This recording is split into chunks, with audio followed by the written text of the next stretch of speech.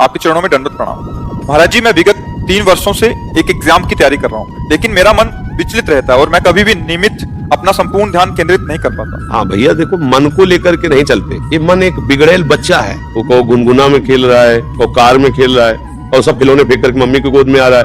कभी सोच करके मल में ही खेल रहा है। बच्चा है ना, बिल्कुल बच्चे जैसा बिगड़ेल बच्चा, जिद्दी बच्चा, ये मन है।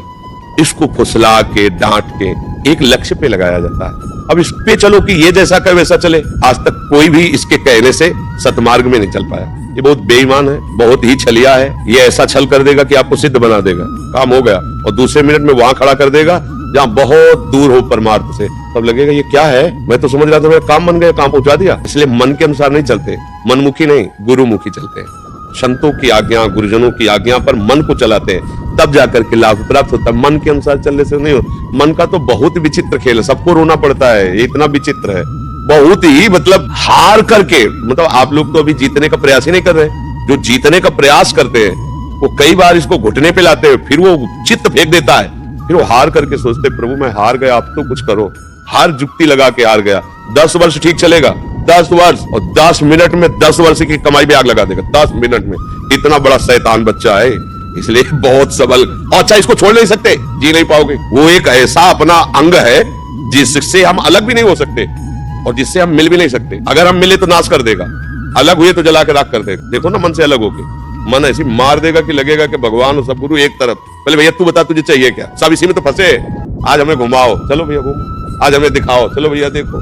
आज हमें ये भुगाओ, तो चाहे पैसा लगे चाहे जूता चले। लोग जानते हैं ना, ये अगर काम किया तो हमारे डंडा भी चलेंगे, अपमान भी होगा, जेल भी मिलेगी। लेकिन मन ने कह दिया कि हमको देव, तो उस लाडले बच्चे के लिए उसके लिए चल दिया, उसको पूरी जेल जिंदगी भर भोगा। बहुत विचित्र है ये मन। इसलिए इसको संभालने के लिए मन को गुरु, किसी भी संत को, किसी भी शास्त्र को एक अपना गुरु मान लो और उसके अनुसार चलो तो ठीक हो। और नाम जप के बिना मन को रोकने की ताकत नहीं पा सकता कोई, ये असली बात समझ लो। नाम जप ही तुम्हें वो बल देगा जिससे तुम मन को देख सकते हो, मन को डांट सकते हो, मन को रोक सकते हो। अगर भजन नहीं है तो इतना बड़ा शैतान है, मतलब इसकी तो व्याख्या नहीं की जा सकती। बहुत गंदी बात है मन को अपना मान लेना। इसको सुधारने के लिए इससे ऐसे रहना पड़ेगा जैसे चतुर दुश्मन पर घर में रहता है, निकाल सकते नहीं, व्यवहार बना सकते नहीं, अब कैसे जियोगे। ये कला आती है संतों से, युक्ति से मुक्ति। ये इसको निकाल सकते नहीं तुम्हारी सामर्थ्य, और इससे सपोर्ट किया तुम्हारे जाओगे। अब बोलो क्या करो, ऐसे ही सब फंसे, सपोर्टे में तो फंसे। जितने अस्पताल भरे, जितनी जेलें भरी है, मन के सपोर्ट में ही भरी है। अस्पताल रोग हुए तो मन का सपोर्ट किया, पाप बना, कर्म भोगना पड़ रहा है। किसी के सपोर्ट के कारण तो भोगना पड़ रहा है। सपोर्ट करो तो मरो, सपोर्ट न करो तो जलो। रात दिन जलाएगा, डिप्रेशन में पहुंचा ये बहुत बड़ा फंसाव है। गुरु की कृपा से जिसने मन पर लगाम लगा दी, जीत गया, जीत गया। बस ये बात है, इसको जीतना पड़े भैया। नहीं, कहीं एक जगह नहीं लगता। राम में लगाओ, कृष्ण में लगाओ, हरि में लगाओ, काम में लगाओ। हम कह रहे काम में, किसी एक जगह अगर हो गया अगला कि आज भोग लिया और संतुष्ट हो गया, आप जीवन भर जेल भोगेंगे लेकिन इच्छा नहीं होगी, तो हम कह दें चलो भाई अब ये कभी अशांत नहीं। पर ये बेईमान जिसको चाहता है ये चीज मिल जाए, और जहां मिली और जहां उसको भोगा, तो इसके बाद फिर वहां से कहता है ये नहीं, वो वाली चीज। अब इसको क्या करे बताओ, क्या करे। कहीं भी आज तक टिका हो तो बताओ, कहीं भी। अरे उसे कहीं नहीं मिलता तो फिर वही, फिर नई लालसा, फिर यही रात से तो समझना होता है। यही तो सबको मारे डाल रहा है, यही पूरा जन्म बर्बाद कर रहा, पूरा जन्म। सारा खेल इसी नेता का है। मन नेता है ना इंद्रियों का, सारा खेल। तभी कहा गया मन मार्या तन बस में कि ना हुआ भरम सब दूर, बाहर से कछ दिखत लाए अंदर चमके। आपो त्याग जगत में बैठे नहीं किसी से काम, उनमें तो कुछ अंतर ना संत कहो चाहे राम। कसौटी कस के जीवन को भगवान में समर्पित करना भैया। त्राहिमाम वही रक्षा करे तब होता, ले तो धज्जियां उड़ा देता है मन। ऐसे थोड़ी।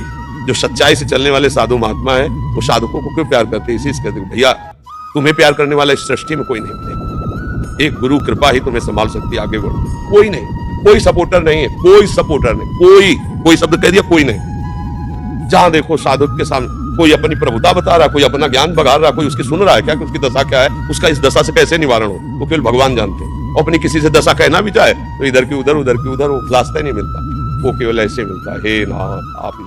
तब वो मार्ग दे देते, तब वो युक्ति दे देते हैं कि मन को कैसे पटकना। और जहां युक्ति मिली, निहाल हो गया, आप आओ गुरु मेहरबान, चेला पहलवान आओ टांग पे चढ़ा के दुबिया पछाड़ मारा, चित्त मन गिरा, अब आनंद में मगन। अब हम नहीं जानते दांव पेच, तो जहां चाहता वहां पछाड़ के गिरा देता है। इसलिए नाम जप करो और धर्म से चलो और भगवान का सहारा ले लो, वो जिता देंगे। वो मूर्ख से वेद पढ़वा दे मूर्ख जो ककारा नहीं बोलना चाहता, वो वेद पढ़ ले, भगवान की सामर्थ्य, लंगड़े से पहाड़ पगला दे। भगवान का आश्रय और नाम जप, ये सब ठीक कर देगा, कोई कहीं भी हो। नहीं तो मन देखो, प्रवचन करने से नहीं शांत होगा, प्रवचन सुनने से नहीं शांत होगा, दान पुण्य से नहीं शांत होगा। बहुत चतुर है, मंदिर में दर्शन करते हुए गलत सोच लेगा, भगवान को फूल चढ़ाते हुए वही गलत सोच। ये छोटा मोटा थोड़ी है मन, ये भगवान को भी गलत साबित कर सकता है, मन भगवान को भी गलत साबित कर सकता है।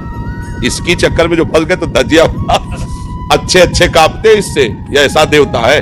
और गुरु कृपा पात्र से ये मन कांपता है, बस एक ही शब्द है, गुरु कृपा ही केवलम। वो युक्ति गुरु से मिल गई तो मुक्ति जेब में रखी हुई, युक्ति नहीं तो पटकन पटकर यही पटकता रहता है बड़े बड़ों को। मन बहुत बलवान है।